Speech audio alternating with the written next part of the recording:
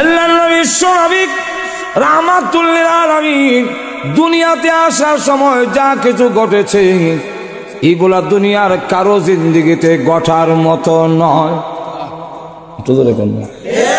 ঘটবে, আমল করা সম্ভব না, ঘটানিও। এক নম্বর হারা লক্ষ্য করে দেখেন, আল্লাহর নবী এই কথা বলেন, উনার মা আমেনা বলেন আমার সন্তান যখন পেটের ভিতরে গেছে, সন্তান পেটে গেলে বলে বমির ভাব হয়, আস্তে আস্তে ওজন শরীরের বেড়ে যায়। আর আল্লাহর নবীর মা আমেনা উনি বলেন আমার ছেলে পেটে যাওয়ার পরেও আমি ঠার পাই নাই, বমির ভাব হয় নাই, আমার শরীর বার হয় নাই। দুনিয়ার এমন কোন মহিলা নাই যেই মহিলার সন্তান হওয়ার সময় প্রসব বেদনা হয় নাই। সব মহিলাদের প্রসব বেদনা হয়। প্রসব বেদনা না হইলে ইঞ্জেকশন দিয়া বেদনা উড়াইতে হয়। আমরার কাছেও আইলে একটু হানি ভরা দিন বলে গেলে বলে উড়ানা বেদনা, তখন আমরা ওই আয়াত ছড়া ফু দেই যে আয়াতে বললে বেদনা উড়ে। ভাইয়ারা আমার লক্ষ্য করে দেখেন, বেদনা হয় না এমন কোন নারী নাই, কিন্তু আমেনা বলেন আমার মুহাম্মদ যেদিন দুনিয়াতে এসেছে আমি আমেনা আমার প্রসব বেদনায় একটুকু ঠার পাই না। আচ্ছা বলেন তো দেখি, এটা আমরা আমল করতাম পারুন তো? পারবেন তো আপনারা? যে আমার বোট ইনশাল্লাহ হারবো বলে আমল করতাম, এটা আমল করতে পারবেন? আপনি কি আপনার ওয়াইফ সন্তান প্রসব হবার সময় আর বেদনা হবে না, যাও এটা আছে নাকি? এটা জিন্দিগি তো আমল করা সম্ভব না। এটা নবীর জন্য কোন ঠিক না, এটা বিশ্ব নবীর। এই যে বিশ্ব নবীর মার বেদনা হইল না, এর আলোচনা করলে করা যাবে কিন্তু আমল করা যাবে না। এটার নাম হইল মিলাদুন নবী। রসুল আইসেন কোরআন লইয়া, আর আমরা দেশের তথাকথিত আশিকের রসুল আইসে গজল লইয়া। আমেনা বলেন দুনিয়ার মানুষ, আমার ছেলের জন্মের সময় কি হয়েছে শোনো। আমি তাকা দেখি আকাশে নয় অসংখ্য অগণিত তারকা আমার ঘরের এত কাছে এসেছে, আমি আমেনা ইচ্ছা করলে তারকাগুলো হাত দিয়া ধরতে পারতাম।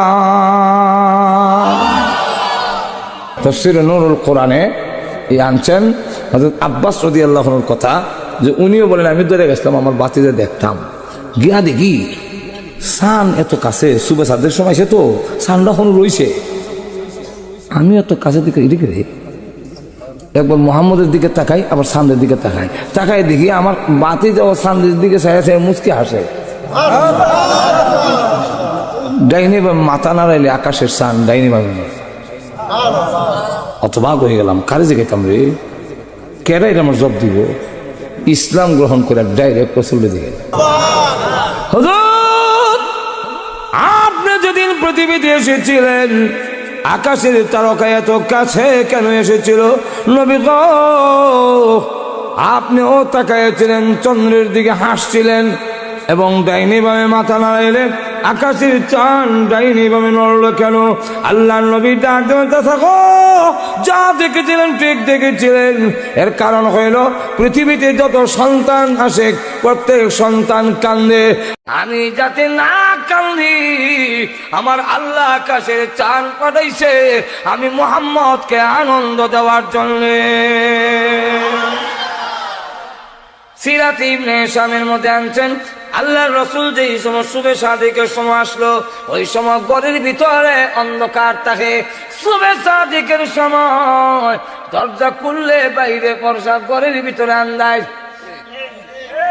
আর তো ধরে কন্যা এমনি তাকায় দেখি সারা ঘর আলোকিত হয়ে গেছে। যেই দাসী উম্মে আইমন খুলে নিছে, তার চেহারা পর্যন্ত আমার ছেলের আলোতে দেখা যায়। আমার ছেলে দুনিয়াতে এসে সাজদায় পড়ে গেছে, বাকমারির মধ্যে কাবলারা দইরা এক মুষ্টি মারি এনে উপর দিকে ছুঁড়ে মেরেছে, আর তার জবান দিয়ে মহান আল্লাহর প্রশংসা বের হয়ে গেছে। এখন লক্ষ্য করে দেখেন আমার আল্লাহ নবী বিশ্ব নবী আলোকিত হয়ে গেছে। আওয়াজ একদম বলেন অম্মান গো ধরে রাখ আমার ছেলেরে আন্দারি লোকে আবার আন্দারি গেল কেন? অম্মান লাগতে বলে আমরা তুমি বলার আগে তোমার ছেলে আমার করে নাই, এই জন্য তুই অন্ধকার হয়েছে। কস কি নাই নিলোকে? ওই সময় জিন ভূতের বড় অত্যাচার। আমেনা বাপদের জিন্নাতে নিয়ে গেছে, কান্না শুরু করলেন, প্রভু গো ভাগ্য গুণে পেয়েছিলাম, ধরে রাখতে পারলাম না। এমনি শুনে গাইবে আওয়াজ আসতে যে আমেনা গো তোমার ছেলেকে কেউ নিবে না, নিতে পারে না, তোমার ছেলেকে কেউ কিচ্ছু করতে পারবে না, তার জিম্মাদার স্বয়ং আল্লাহ। আমেনা কোথায় গেছে জানি? সারা পৃথিবীর মাখলুক গুলো দরখাস্ত করেছে, দিনে বলে প্রভু গো বিশ্ব নবী যিনি হবেন দিনের মধ্যে পাঠাও, আমি দিন গৌরবান্বিত হব। রাত ডাক দিয়ে বলে আল্লাহ আমার রাত বানাইছো, এমনি আমার কেউ দেখতে পারে না, চোর ডাকায় সাপ বিচ্ছু সবগুলো রাইতে আল্লাহ রাইতের মধ্যে মুহাম্মদকে পাঠাও যাতে আমি সম্মানিত হতে পারি। আল্লাহ রাব্বুল আলামিন দুজনের দরখাস্ত মঞ্জুর করে এমন এক সময় বিশ্ব নবীকে পাঠাইলেন যেটা দিনও না রাইতো বলা যায় না। অসংখ্য গণিত মাখলুক গুলো দরখাস্ত করেছে বিশ্ব নবীকে দেখার জন্য।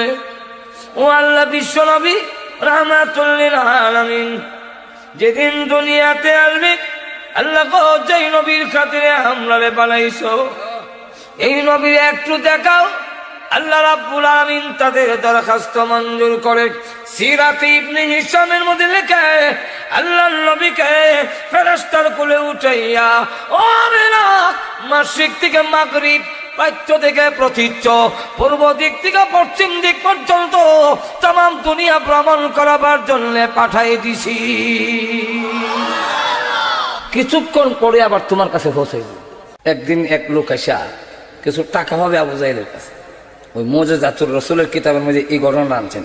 বলবো একটু এখন বলবো? ওই কিতাবে আনছেন যে আবু জাহেলের কাছে এক লোক টাকা পাবে। সর্দার মাতাব্বরদের কাছে এসে বললো যে আবু জাহেলের কাছে আমরা কিছু টাকা পাইতাম, আমরা যদি একটু বলে দেন টাকাগুলো দেয় না। সর্দাররা কয় উনি তো বড় সর্দার, বড় সর্দারের টাকা মারলে আর এটা উদ্ধার করা যায়, তুমি সবর করে দাও।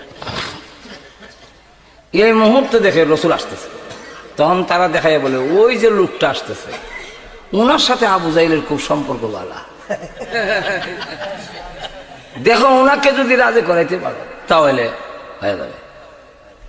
তো ভিন দেশের লোক তো এত আর জানে না আসল রহস্য। হ্যাঁ রাজে কইছে সম্পর্ক বালা, আসলে কি বালা? তুই কথা বলছে কেন? লাগাই দিত, খেতে দিত। আমাদের এলাকার আল্লাহ মাফ করো কোন দুনিয়াতে নাই, ওনাকে একটু কইলই এমন সেটা সেট আপনি দৌড়লে হইবার ও ধরবো, আপনি ফাইন চলে এবার ওখান চলবে। বাইরের কোন ভিক্ষুক ফকির আইলে আমরা কইতাম এবারের এক চাষা আছে টু চাষা, খুব দানশীল, যাও গিয়ে ডাক দাও টু চাষা করে দেখবো অনেক সাহায্য। ফকির যে বাইক পালাইতেছি আসলে কি সাহায্য জন্ম লেগে ফলাইতেছি না লাগাইবার লেগে? যেমনি খালিকা ডাক দেয় আমরা রয়েছি দেখতাম খেলাটা, যেমনি খালিকা ডাক দেন টু চাষা বাড়িতেছে নো বেড়া তো আইছে ঠিকই কিন্তু গদা লয়ে আইছে, যেমনি লাঠি লিয়ে আইছে দেখা খুব স্পিড আইতেছে। ফকির বেড়া উঠেছে দৌ, ফকির বেড়াও ধরে হে বেড়াও ধরে আমরা তো লাগছে কাল লাগাই দিছি। বেঈমান কাফেরদের উদ্দেশ্য হইল লাগাই দেওয়া। রাসূলের কাছে লোকটা গিয়ে আপনাকে দেখতে অত্যন্ত ভদ্র, অত্যন্ত শরীর দেখা যায়, আপনি কি পারেন আমার একটা উপকার করতে? আমার ঘরে খাবার নাই, বাচ্চারা খাচ্ছে, কি তোমার উপকার? আবু জাহেলের কাছে কিছু টাকা পাবো, আপনি কইলে নাকি উনি দিবে। রসুল বলেন এটা সর্দারের কাছে কও, হ্যাঁ রাইতে আপনার কাছে পাঠাচ্ছে, তাই নাকি? তো তুই কেন মতলব খারাপ, যেরকম ঠিক কেন মতলব মতলব বাড়া খারাপ। আমরা দেশে অনেক সময় বললাম খারাপ মতলব বালা কাম করে। একবারে সতীনের ছেলেটা পুরো রেখে নিজের ছেলেটা আড়ায় আঙ্গুল ধরে আড়ায় কান্দে, আর মাইসে দেখতে দেখে যে এই বেটি কত ভালো, দেখো আল্লাহর জমিন ইমন মহিলা আর ফয়দা হয়েছে না। বলে কি বলে নিজের বাচ্চাটা কুলো লয় না, সতীনের বাচ্চাটা এভাবে কুলো লয় অত আদর করে। আরে চতুর্দিকে প্রশংসার পঞ্চমুখ, সকলে খুব প্রশংসা। তো আর এই মহিলার বান্ধবী একদিন আয়া কইল নীরবে, এই আমি এরম রহস্য তো বুঝছি না, তুই আমার কাছে সত্য কথাটা কো, তোর নিজের বাচ্চা কান্দে কুল্লস না, মাসে কি সতীনের বাচ্চারে কত আদর করে কুলালো এইভাবে? বান্ধবী তুই যখন আমাকে নীরবে জিজ্ঞাইছ তোর কাছে আসল কথা কই, এটা আসল মত বাড়া না। বলে কিটা?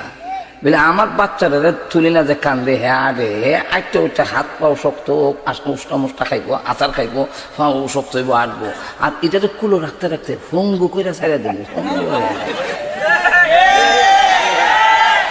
তাহলে মতলব ভালো না খারাপ?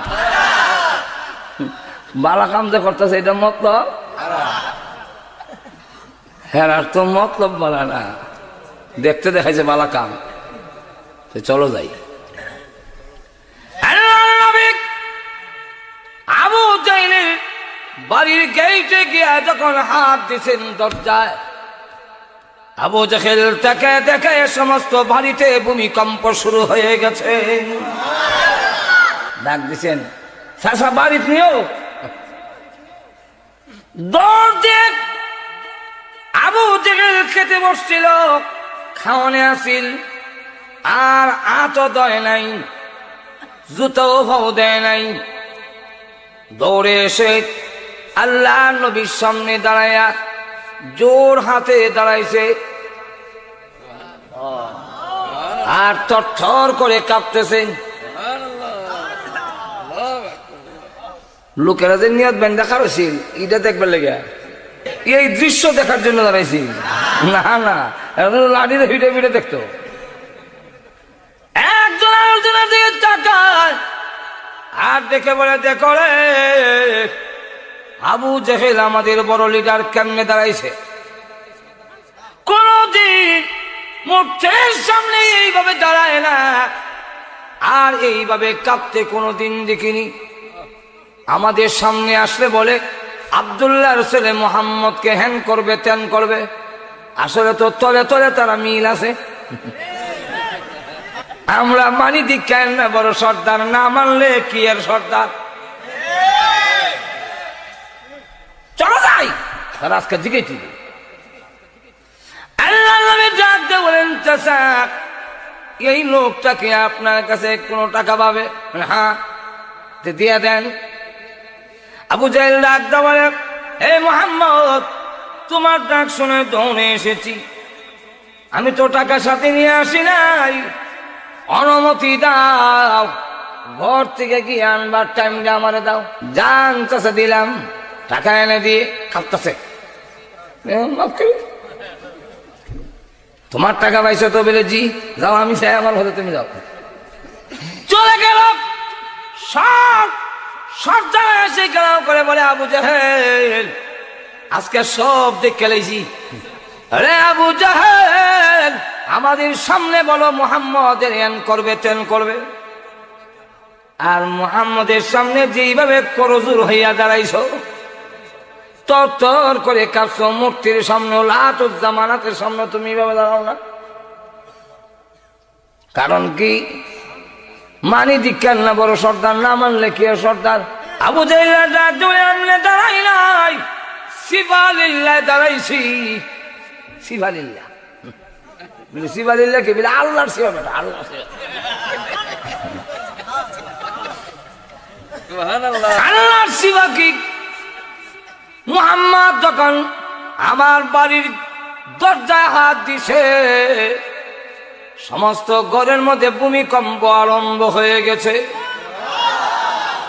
মুহাম্মদ যখন ডাক দিয়েছে, বিকট এমন শব্দ হয়েছে, আমার মনে হয়েছে মুহাম্মদ যে কিয়ামত কিয়ামত বলে শুরুই গেছি গা। আমি আর দেরি করি নাই, ঘর নিয়ে আমার উপরে পড়ে যায়, দৌড় দিলাম বের হওয়ার জন্য। কিন্তু আশ্চর্য ঘটনা যা দেখলাম, গিয়ে দেখি মুহাম্মদ আমার দরজার সামনে দাঁড়ানো, মুহাম্মদ আমার দরজার সামনে দাঁড়ানো। আমি তাকায় দেখি মুহাম্মদের দুই কাঁধের উপরে দুইটা এত বড় সাপ, হা করে নিচের টুট আমার পায়ের নিচে, উপরটা আমার মাথার উপরে। জিহ্বা বের করে বলে, পয়সা দিবি না ফেরের ভিতরে আইবি? আপনাদের কন্যা সুবহানাল্লাহ। তাড়াতাড়ি বল, ফেরের ভিতরে আইবে না টাকা দিবে? আমি যদি টাকা না দেই, সাপের পেটের ভিতরে চলে যাই, তাহলে এবার বলো তোমরা কি চাও আমি সাপের পেটে চলে যাই? না, তাহলে বেঁচে দাও। ওই যে আল্লাহ নবী কই থেকে দেখবো, এক নবীর কাদের মধ্যে সাপ হইতো কই থেকে? নবীর কাদের মধ্যে কোনো সাপ নাই, কিন্তু আল্লাহ দেখাইছেন মুজিজা। মুজিজার ঘটনা যদি বলতে যাই, আজকের রাত্রিতে শেষ করা যাবে না। অনেক মুজিজা দিয়েছেন বিশ্ব নবীকে।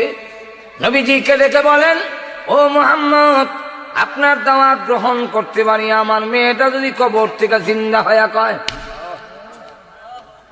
আল্লাহ নবী ডাক দিয়ে বলেন, মেয়ের কবরটা দেখায় দাও। এই যে আমার মেয়ের কবর। কবরের পাশে গিয়ে বললেন, কুম্বি নিল্লাহ, আল্লাহর হুকুমে ওঠো। আল্লাহ মাটি সরাইয়া দিছেন। মেয়ে কবর থেকে উঠে আর বলে, লাব্বাইকা ওয়া সাদাইকা ইয়া রাসূলুল্লাহ। আকাশের নিচে জমিনের উপরে আল্লাহ এর চাইতে শ্রেষ্ঠ এই পৃথিবীতে আপনার চাইতে আর কাউকে বানায় নাই। এই মুজিজাগুলো যদি বলতে যাই, কয়েক হাজার মুজিজা লিখেছেন এক কিতাবে, শেষ করা সম্ভব নয়। রাখলাম মুজিজা। এরপরে তো হইল ওয়াফাতুন নবী। নবীজির জিন্দেগির একটা অংশের নাম ওয়াফাত। এটাও যদি সুযোগ পাই শেষে বলবো না, নবীর ওয়াফাত হয়েছে না? ওয়াফাতের সময় এটাকে ওয়াসালও বলা হয়, ওয়াফাতও বলা হয়। আমার কাছে এই কিতাবও আছে, সিরাতুন নবী ওয়াসালুন নবী সাল্লাল্লাহু আলাইহি ওয়াসাল্লাম। আমার লাইব্রেরি জমা আছে কিতাব, কিছু না হলে দেখতে নেন। অনেক কিতাব খালি সিরাতের উপরে, কথা বুঝছেন? ওয়াসালুন নবী সাল্লাল্লাহু আলাইহি ওয়াসাল্লাম, বিশাল। রাসূল পৃথিবীর থেকে যে বিদায় হয়েছেন, আমরাটা ইন্তেকাল। রাসূলেরটার নাম হইল বিশাল। রাসূল পৃথিবীর থেকে খালি শুধু একটু বিদায় হয়েছেন, খবর রাখার পরে আল্লাহ আবার রূহ ফেরত দিলেন। বুঝছেন? এটা যদি সময় হয় পরে এই সমুখী ঘটনাগুলো ঘটলো, এটা পরে বলবো যদি সুযোগ পাই। রাজি আছেন? আরো যখন রাজি আছেন, তাহলে এখন আসুন একটু একটু মিলাদে যাই। মিলাদ শরীফ। আমরা দেশে মিলাদ হইল, শুনেছি হাদিসে দেখিলে আপনাকে যে বান্নার গোনা জড়িয়ে পড়ে, হাবিবাল্লাহ দাউজিলা ফি খাইয়া যাইগা। ইনার নাম মিলাদ না। মিলাদের আলোচনা করা মুস্তাহাব। আর তো ধরে কন, আর রাসূলের সিরাতকে অনুসরণ করা উম্মতের জন্য ফরজ। কথাটা বুঝছেন? আর মিলাদের আলোচনা করা মুস্তাহাব, করলে সওয়াব হইবে। রাসূলের জন্মের সম্পর্কে আলোচনা করলে, শুনলে সওয়াব আছে, কিন্তু পালন করণ যেত না। আর সিরাতুন নবী পালন করা যায়। আর তো ধরে কন, রাসূলের জীবনের মধ্যে নামাজ নাই? আর তো ধরে কন, আমরা নামাজ পড়ন সুন্নাত না ফরজ?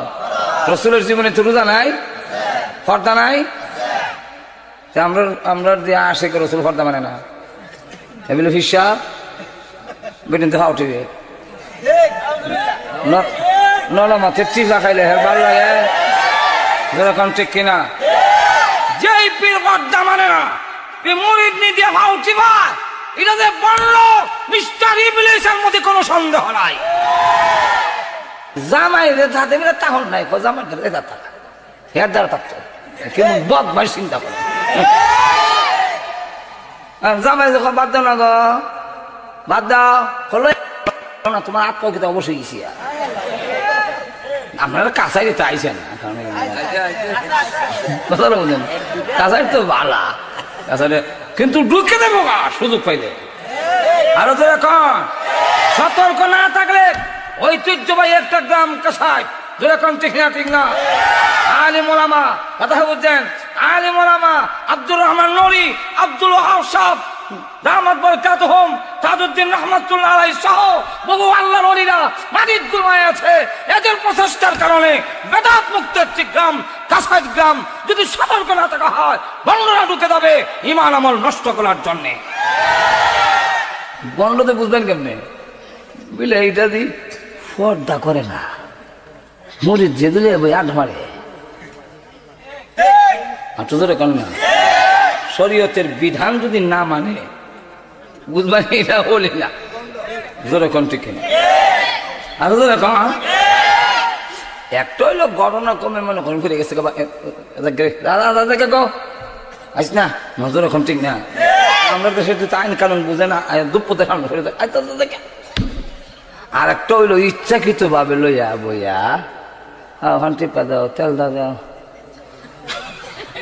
গোসল খান করাইয়া দাও এ যে বদমাইশ এটার মধ্যে কোনো সন্দেহ নাই রসুল সাল্লাল্লাহু এক আম্মাজান আয়েশা সিদ্দিকার সাথে কথা বলতেছেন এমন সময় আইসে একজন সাহাবী উনি অন্ধ আব্দুল্লাহ ইবনে উম্মে মাকতুম সালাতু ওয়াসসালামু আলাইকা ইয়া রাসূলুল্লাহ রাসূল আয়েশা পর্দার ভিতরে যাও রসুলের বিবিগণ আমরার মা আল্লাহ কোরআনের ডাইরেক্ট উল্লেখ করছেন হাঁটু ধরে কন না এর পরেও রসুল বলতেছেন পর্দার আড়ালে যাও আম্মাজান আয়েশা তো খুব বুদ্ধিমতী মহিলা উনি ডাক দেয়া কয় হুজুর আমি পর্দার গিয়ে কিতা উঠতাম উনি তো চোখে দেয় না আমি কথা কইতাম না বইতাম দেখতো না তো রসুল বলেন আয়েশা তোমার না বেটা দেখতো না তুমি যে দেখবা চিন্তা করছেন আরে এখন মারিফত বিলে মারিফত এটা মারিফত না মরবার ভত এখন আসুন রাসূল সাল্লাল্লাহু আলাইহি ওয়াসাল্লামের মিলাদুন নবী পালন মানে পালন উদযাপন তো করার কোনো সুবিধাই নাই মানে আলোচনা করা সওয়াব আলোচনা করা কোন জাতের সওয়াব মুস্তাহাব কোন জাতের সওয়াব মুস্তাহাব আর সিরাতুন নবীর আলোচনা করা এবং পালন করা ফরজ কথা বুঝছেন ফরজটাই কইলাম রাসূলের সিরাতের ভিতরে ফরজ আছে ওয়াজিবও আছে সুন্নতে মুআক্কাদা আছে তো ফরজটাই ধরলাম তো রাসূলের সিরাতকে অনুসরণ করা উম্মতের জন্য ফরজ আর মুস্তাহাব এখন মুস্তাহাব দর্শি আর ফরজ মিলাদুন নবী পালন করার জন্য আমরা কম মিলাদের কথা বলেন সিরাত না তাহলে কেন বলে সিরাত হয়ে গেল তো নামাজের কথাই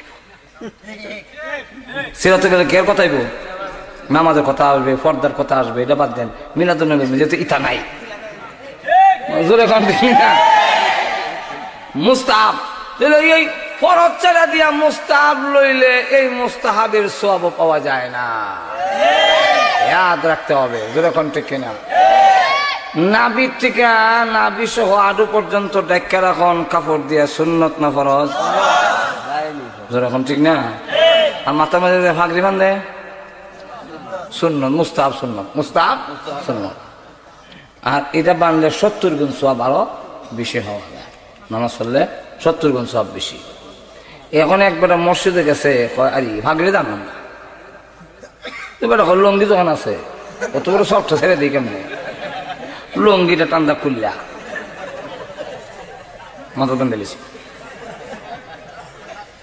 এবার আমি আপনাদের জিজ্ঞাসা করি বেটার সুন্নত মাথাত আসেনি না বিলে পাগড়ি বাঁধে আছে নাই কেমনে সুন্নত বান্ধা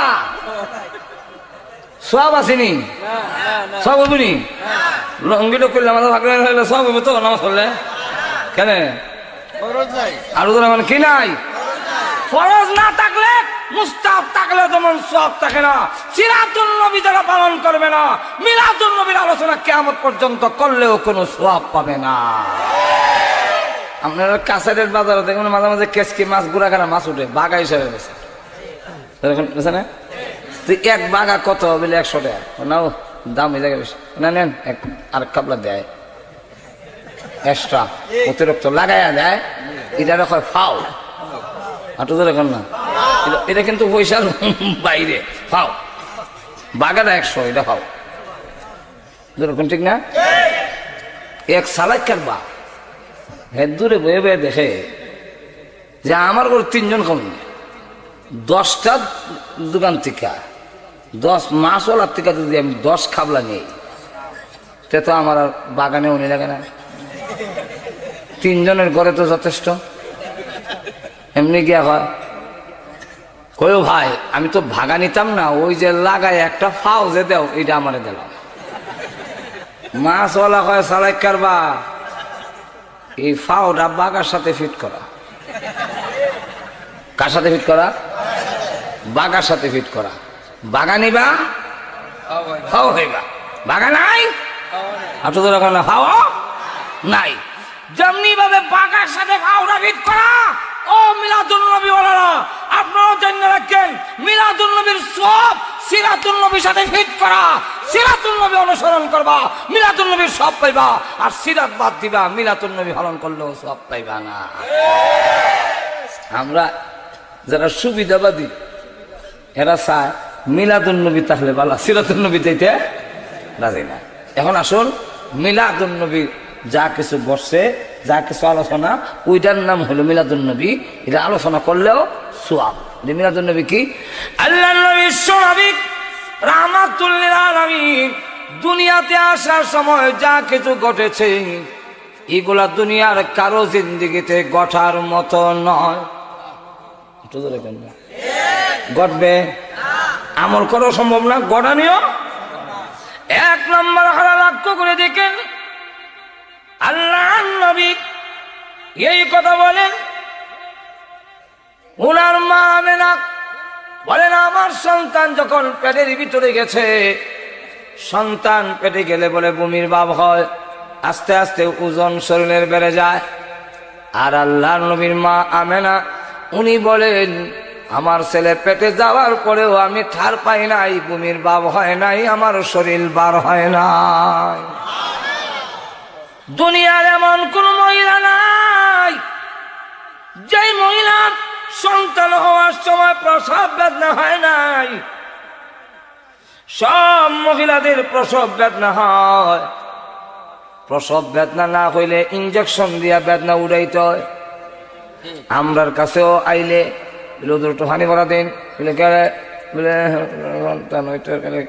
উঠানা বেদনা, তখন আমরা ওই আয়াত ফেলে ফু দেই যে আয়াতে বললে বেদনা উঠে। ভাইয়েরা আমার লক্ষ্য করে দেখেন, বেদনা হয় না এমন কোন নারী নাই। কিন্তু আমেনা বলেন, আমার মুহাম্মদ যেদিন দুনিয়াতে এসেছে, আমি আমেনা আমার প্রসব বেদনায় একটুকু ঠার পাই না। আচ্ছা বলেন তো দেখি, এটা আমরা আমল করতাম পারুন তো? পারবেন তো আপনারা? যে আমার বোট লেভেলে ইনশাল্লাহ হারবো বলে আমল করতে, এটা আমল করতে পারবেন?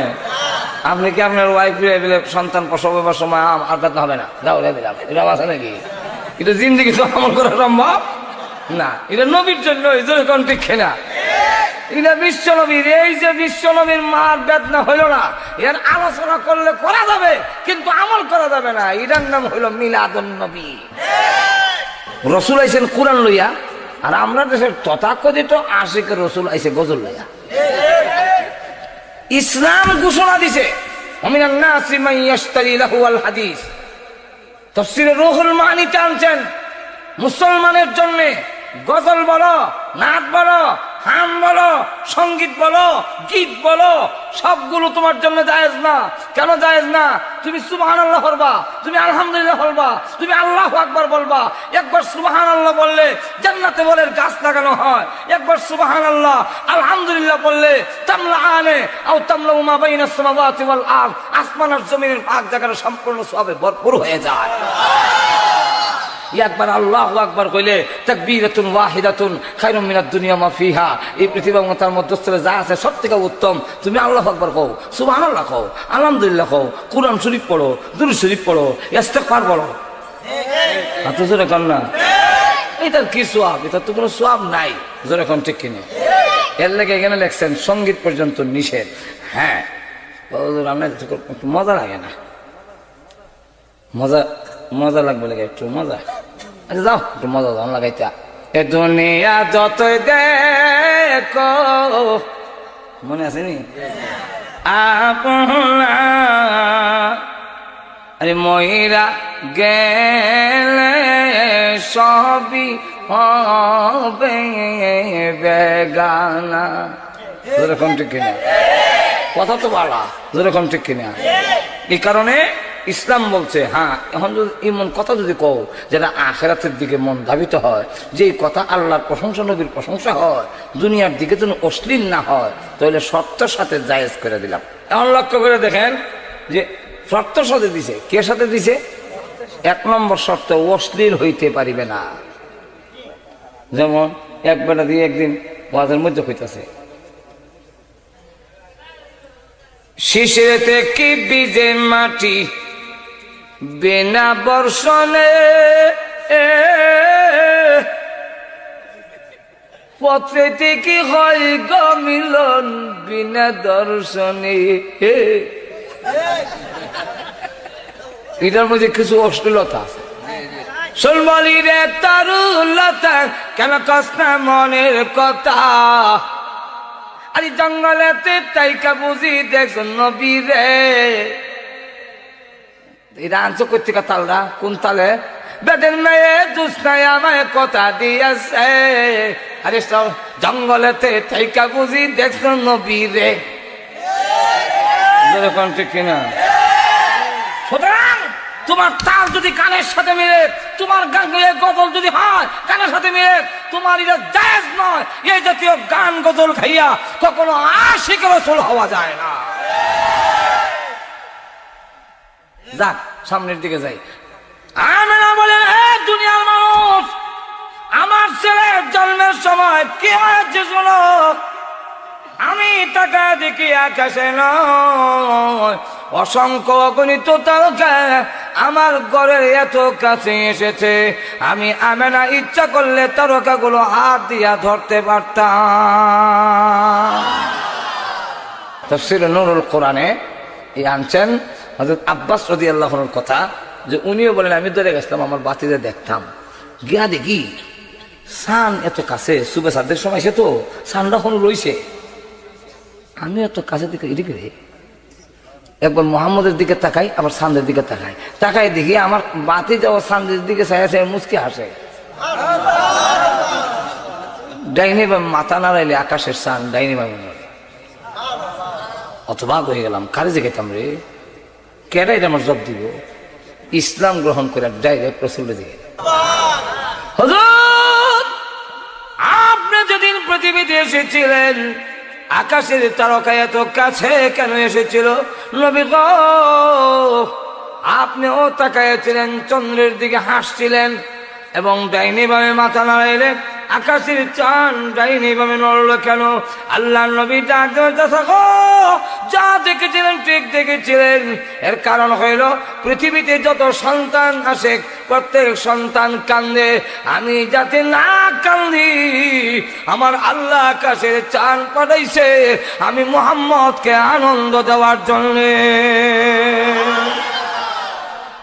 সিরাত ইবনে হিশামের মধ্যে আনছেন আল্লাহ রসুল যে সময় শুভে সাদিকের সময় আসলো, ওই সময় ঘরের ভিতরে অন্ধকার থাকে। শুভে সাদিকের সময় দরজা খুললে বাইরে পরশা, ঘরের ভিতরে আন্দাজ। আর তো ধরে কন্যা এমনি তাকায় দেখি সারা ঘর আলোকিত হয়ে গেছে। যেই দাসী উম্মে আইমন খুলে নিছে, চার চেহারা পর্যন্ত আমার ছেলের আলোতে দেখা যায়। আমার ছেলে দুনিয়াতে এসে সাজদায় পড়ে গেছে, মাটির মধ্যে কাবলা দইরা এক মুষ্টি মারি এনে ওপর দিকে ছুঁড়ে মেরেছে, আর তার জবান দিয়ে মহান আল্লাহর প্রশংসা বের হয়ে গেছে। এখন লক্ষ্য করে দেখেন, হ্যাঁ আমার আল্লাহর নবী, বিশ্ব নবী আলোকিত হয়ে গেছে। আওয়াজ একদম বলেন, অম্মেমন গো, ধরে রাখ আমার ছেলেরে আন্দারিল কেন, আবার আন্দারি গেল কেন? অম্মেমন লাগতে বলে, আমি না, তুমি বলার আগে তোমার ছেলে আমার করে নাই, এই জন্য তুই অন্ধকার হয়েছে। আরে কষ্ট নাই নিলোকে, ওই সময় জিন ভূতের বড় অত্যাচার। আমি না ভাবলেন জিন্নাতে নিয়ে গেছে, কান্না শুরু করলেন, প্রভু গো, ভাগ্য গুণে পেয়েছিলাম, ধরে রাখতে পারলাম না। এমনি শুনে গাইবে আওয়াজ আসতেছে, আমি না গো, তোমার ছেলেকে কেউ নিবে না, নিতে পারে না, তোমার ছেলেকে কেউ কিচ্ছু করতে পারবে না, তার জিম্মাদার স্বয়ং আল্লাহ। আমি না কোথায় গেছে জানি, সারা পৃথিবীর মাখলুক গুলো দরখাস্ত করেছে, দিনে বলে প্রভু গো, বিশ্ব নবী যিনি হবেন দিনের মধ্যে পাঠাও, আমি দিন গৌরবান্বিত হব। রাত ডাক দিয়ে বলে, আল্লাহ আমার রাত বানাইছো, এমনি আমারে কেউ দেখতে পারে না, চোর ডাকায় সাপ বিচ্ছু সবগুলো রাইতে, আল্লাহ রাইতের মধ্যে মুহাম্মদকে পাঠাও যাতে আমি সম্মানিত হতে পারি। আল্লাহ রাব্বুল আলামিন দুজনের দরখাস্ত মঞ্জুর করে এমন এক সময় বিশ্ব নবীকে পাঠাইলেন, যেটা দিনও না রাইতও বলা যায় না। অসংখ্য গণিত মাখলুক গুলো দরখাস্ত করেছে বিশ্ব নবীকে দেখার জন্য। ও আল্লাহ, বিশ্ব নবী রাহমাতুল লিল আলামিন যেদিন দুনিয়াতে আসবে, আল্লাহ গো, যেই নবীর খাতিরে আমরারে বানাইছো, এই নবীর একটু দেখাও।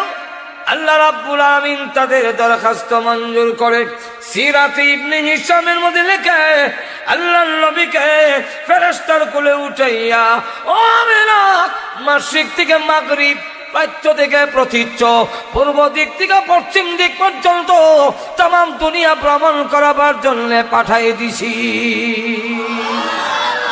কিছুক্ষণ পরে আবার তোমার কাছে পৌঁছে